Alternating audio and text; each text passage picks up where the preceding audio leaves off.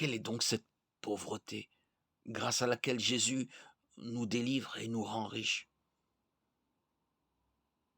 C'est justement sa manière de nous aimer, de se faire proche de nous, tel le bon samaritain qui s'approche de l'homme laissé à moitié mort sur le bord de la route. Luc 10, 25.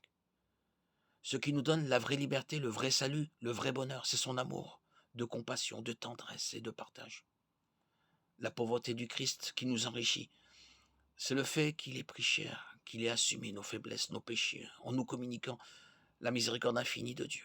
La pauvreté du Christ est la plus grande richesse.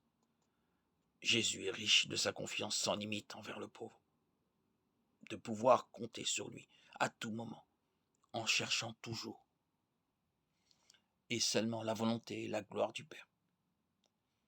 Il est riche, comme est riche un enfant qui se sent aimé et qui aime ses parents, et ne doute pas un seul instant de leur amour et de leur tendresse.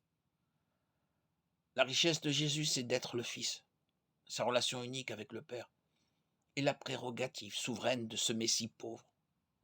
Lorsque Jésus nous invite à porter son joug qui est doux, il nous invite à nous enrichir de cette riche pauvreté et de cette pauvre richesse qui sont les siennes, à partager avec lui son esprit filial et fraternel, à devenir des fils dans le Fils, des frères dans le frère premier-né.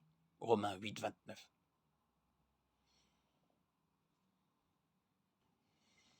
On a dit qu'il n'y a qu'une seule tristesse, celle de ne pas être des saints. Nous pourrions également dire qu'il n'y a qu'une seule vraie misère, celle de ne pas vivre en enfant de Dieu et en frère du Christ.